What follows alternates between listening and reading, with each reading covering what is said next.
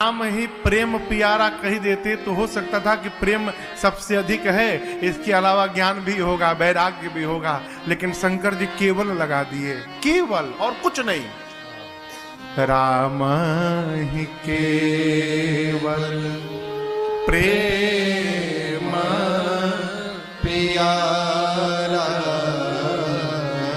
राम मेरे रघुनाथ जी को केवल प्रेम प्रिय है।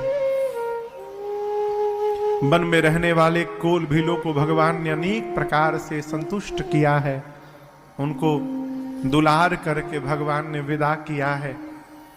यहां गोस्वामी श्री तुलसीदास जी महाराज कहते हैं कि मेरे प्रभु वन में मां जानकी और भैया श्री लक्ष्मण जी के साथ उसी प्रकार रह रहे हैं, कैसे?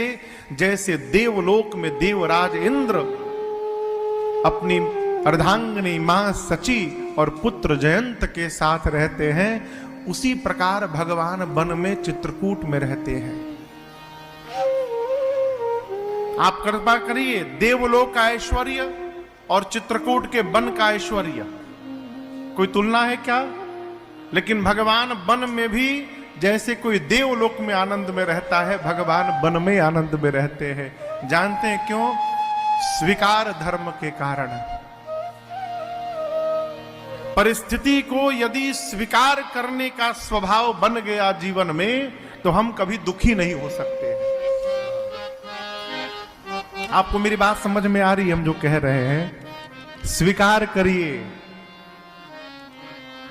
सुखी रहना चाहते हैं तो स्वीकार करिए, जो हो रहा है उसको स्वीकार करिए। हमारे पूज्य महाराज श्री कहते, बेटा तुम सोचो वैसा हो जाए,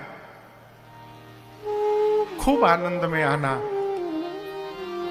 लेकिन जब तुम सोचो वैसा न हो, उल्टा हो जाए, तो इस बार आनंद में तो आना, साथ में मिठाई भी बांटना।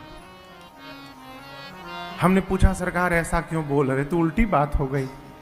हमने सोचा वो हो गया, तब तो मिठाई बांटना उचित है। सोचा उल्टा हो गया, फिर क्यों मिठाई बांटना? बोले तुम्हारा सोचा नहीं हुआ तो किसी का तो सोचा हुआ है। फिर किसका हुआ? सोचा हुआ भगवान का सोचा हुआ हो गया है। तुम जो सोचे थे वो हो जाता तो हो सकता है कि आगे चलकर उसमें तुम्हारी हानि हो जाती, लेकिन एक बात याद रखना, जब भगवान का सोचा होगा तो जीवन में कभी हानि होने वाली नहीं है।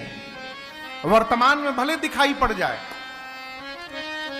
इसलिए परिस्थिति को